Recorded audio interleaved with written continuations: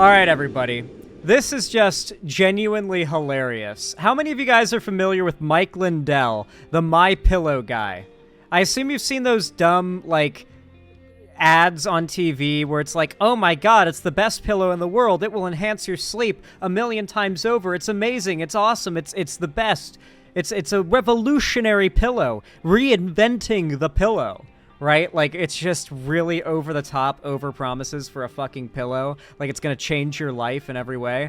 Well, he ended up getting really big. That marketing strategy worked surprisingly well. And the guy went from being supposedly a drug addict, prisoner, like ex-con, to being a massive wealthy businessman off of his pillow business. And for the most part, that's where he stayed. People knew he was kind of, a little nutty. He kind of had like a Mr. Boss from Smiling Friends thing going for a little while. But then, the Trump era came. And Mike Lindell, the MyPillow guy, decided to dip his toes into politics. Which is never good. That's never a good sentence. You never want to hear that. Because, of course, he ended up being a wild, crazy, psychotic conservative who is, of course, very, very loyal to Trump. God, my nose is... The streamer nose itch is coming in strong today. I fought it for as long as I could. Anyway, the dude has been appearing at Trump rallies, endorsing and backing Trump, giving donations to Trump's campaign, and basically been acting as one of those big celebrity, quote-unquote, figures that backs Trump. Oh yeah, he was like a meth addict, right? That was what he was on before? I mean, I think he still might be, but that's what he claims that he was into and is no longer into before he became the pillow billionaire or whatever. Anyway, at the recent Democratic National Convention, a bunch of conservative journalists were outside, and while this is, this is allowed, right? Like freedom of speech and all that, they were asking people if they wanted to debate on why they're supporting Kamala and Tim Walz. And for some reason, they end up debating a 12-year-old named Noah. And I've yet to watch this clip, but from what I understand, Mike Lindell apparently gets destroyed, just bent over. And it's only a 31-second clip, so I don't know how he could get destroyed that quickly, but I mean... Maybe the retort, it's just a one-word retort or a one-sentence retort, and it's, like, flawless. I don't know what to expect here. I've yet to see this. Noah. K-N-O-W-A. Ugh. Nose itch is fucking wild, dude. It won't let up. All right. Here's the clip that's been posted on Twitter. I think this is the full thing, too. I don't think this is, like, cut. Let's watch. That's in your state. You want to know more in your state? So they just found 257,000 votes. This happened last week. A judge ruled in Georgia that are missing from the... Dude, I'm sorry. Look at this kid's face. He is in debate mode. He's locked the fuck in. Holy shit. No, I can... apparently this kid's a content creator. Apparently he's like... I don't know if he's on YouTube or TikTok or Twitch or Twitter or where he makes content, but apparently he's a content creator. I've heard that. And I believe it. The way he looked at him and said, "You've provided no source."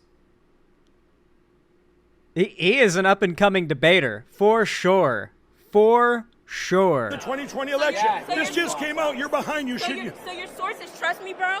That's your source? The source, it's in your papers in Georgia. You need to read your news. You haven't given me any last name. He's dominating. Yeah, he's recording, too, on his own phone. He's dominating right now. No, this is your Georgia news. Yeah. This is your Georgia news. Thanks, buddy. Have a good day, sir. Right. Jesus Christ. Oh, my God. That was the most, like...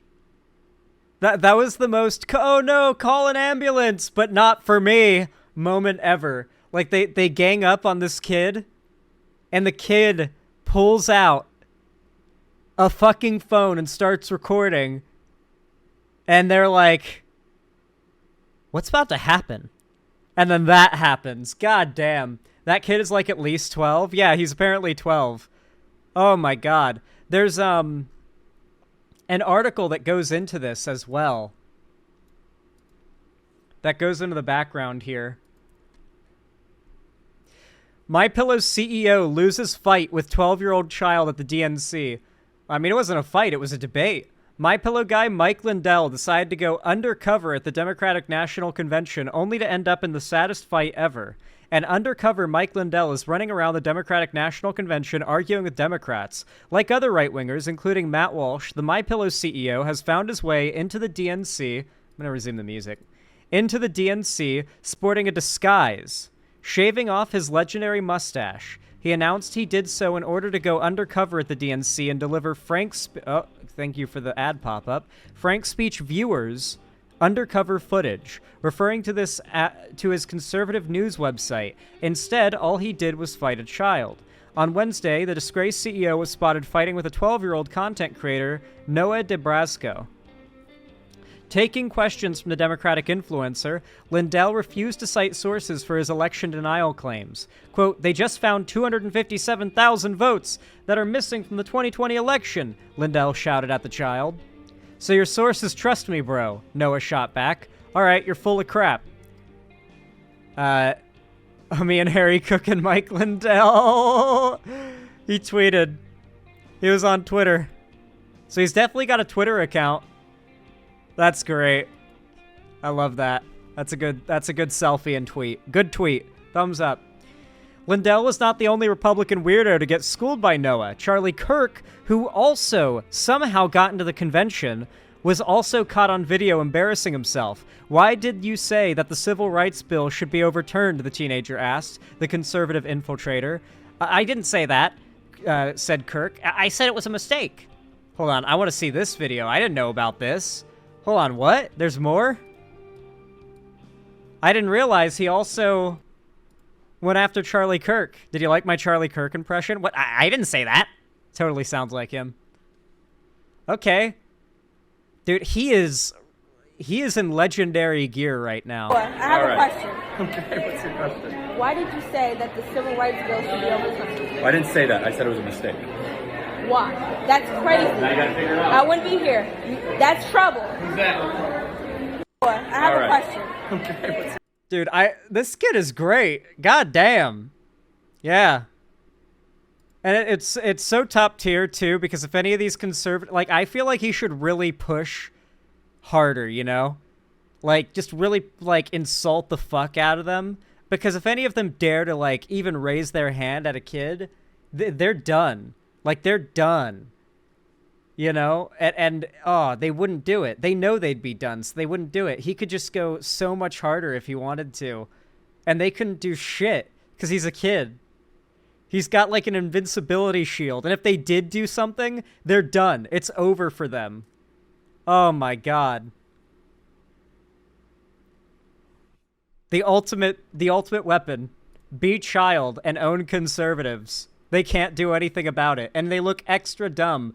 Well, it's because I don't want to discount Noah by any means. Very impressive, to be clear. Very impressive. Kid clearly knows what he's talking about and clearly knows, like, politics. Apparently is an influencer, like, content creator. So, very impressed. Love that shit. But I also think the reason why that clip went so viral and it's so effective is the showcasing of the fact that the conservative line that they are towing is so dumb, so unsubstantiated, and so easy to poke holes in that a kid could do it. That kids have the common sense and critical thinking skills to figure out that assuming your side lost and making up claims after the fact to back that up is not a logical thought process. I'm surprised he didn't go crazier, though. Have you guys seen Mike Lindell in other debates? Here.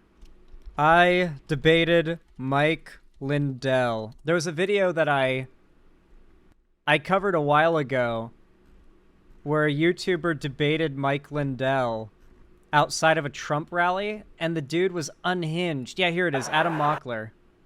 Adam Mockler debated him. And he, like, gets fact-checked throughout this as well. When I might skip around here just to find the bits where he starts screaming, because this dude has a tendency to go full unhinged in debates. We'll talk with Chris Krepp. We'll talk about Chris Krepp. He said, he's the one that said the most secure election in history. He got let go by Sissif for saying that false statement. 3 months later, he was on Morning Joe, and they asked him, what's the biggest threat to our country? This was in the spring of 21. What's the biggest threat to the United States? He said, bar none, a cyber attack in our elections right down to the local level.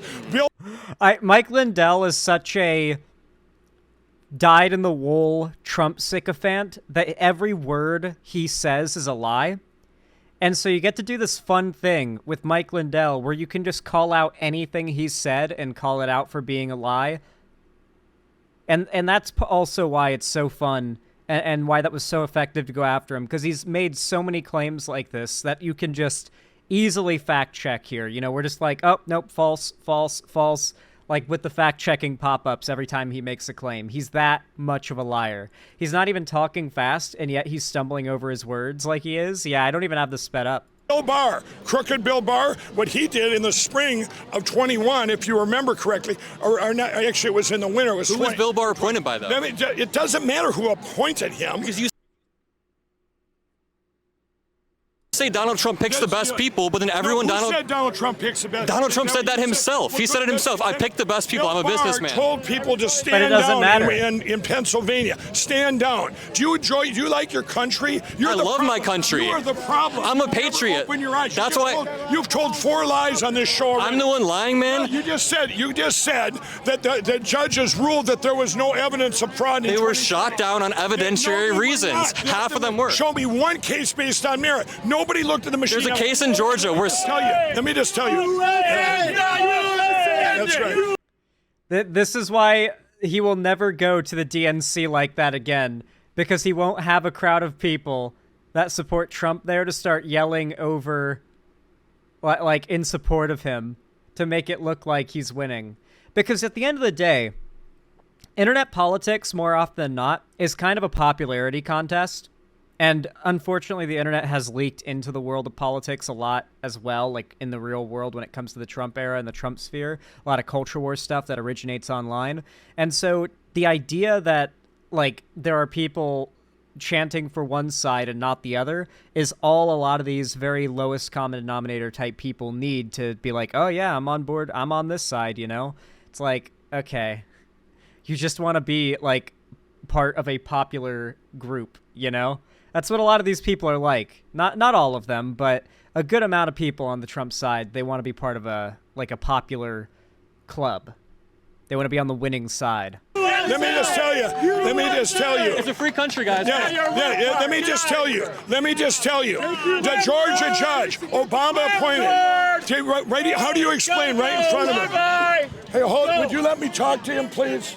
I've spent $40 million You had to make them shut up. to secure our elections. This isn't about Donald Trump. I was on Jimmy Kimmel. If you bother and watch. He spent a lot of money on failing court cases to try to get Trump in office, to, like, throw out the results of the election and get Trump in office. Every attempt fails, of course, because there was no election fraud. Outside of the cases in which they found Republicans committed election fraud, in some cases elected Trump sycophant Republicans committed election fraud in 2020. But nope, no election fraud that would suggest that Biden did not win. These things. And Jimmy Kimmel asked me in the spring of 21, Mike, if your good friend Donald Trump was selected like you say Biden was, would you still be sounding the alarm? We here in the United States, these computers, there's been everyone's protection, lawfare. You won't talk about Dominion or Smartmatic. You're protecting them. Why? They've attacked companies like MyPillow. I didn't change. Why did Fox News settle with Dominion, in your opinion? Why did Fox News settle with Dominion? Yeah. Why don't you ask Fox News? They never asked me for evidence. Nothing. It's because Fox News is full of shit. I'm sorry, but Fox News is full of BS. When they say that Dominion voting machines are rigged and they settle out of court, I'm sorry, but Dominion is not as rigged as you guys say. You know what? It's just, this guy does nothing but yap and yap and yap and get blown the fuck out. It's funny as fuck. And the fact that he's just so doddering and weird and just rich. He's a character I feel the left needs to dunk on a lot more. I don't feel like Mike Lindell gets enough shit. Like, he's sort of a mid-tier to lower mid-tier, like, in attention conservative figure from the left, but he's really pretty influential. He's got a lot of money, and he spends it on backing Republican causes and backing Trump. Why are they always so weird? They really are weird. I feel like we're really right on the money with that particular description. They're weird. That's what Tim Walz and Kamala have been calling them as well, to great success, because it's a good, valid thing to point out. These people are fucking weird. There's no better way to describe them. They're fucking weird. And they get mad when you call them weird, too. They get real mad. They get real in their feelings about it. It hurts their little fifis. These little snowflakes, they melt. These little fifi hurt snowflakes. They're melting everywhere. Anyway, if you enjoyed this segment and found it funny or entertaining or informative at all, consider dropping some support. It helps a ton. You can do so in the form of a thumbs up or a like on my channel, on my videos, or on my streams, no matter when, where, what you're watching. Every like goes a long way to basically twist YouTube's arm to pushing my content out to more people, so please consider it. It really means a lot. And of course, if you want to, you can comment down below and subscribe and ring the bell icon to turn on all notifications, so YouTube actually tells you when I go live or upload. You can follow my social medias linked down below in the description. Join my fan Discord, which is totally free. It's the main hub of my community and fan base, and I host events in there as well, like game events, call-in streams, and watch parties. And I announce everything there, like my new uploads and streams, so you won't miss anything, especially if you're a part of the Discord. So make sure you hop in there if you haven't already. And of course, consider supporting me directly, financially, through my website, xanderhall.com/live, if you can afford it or feel like it, or support me through YouTube, Twitch, Streamlabs, StreamElements, Patreon, or buying merch through my Streamlabs link down below. It really does help a ton, and I really do appreciate it. But regardless of how you guys support me, thank you all so much for watching, and have a good one. I hope to see you again.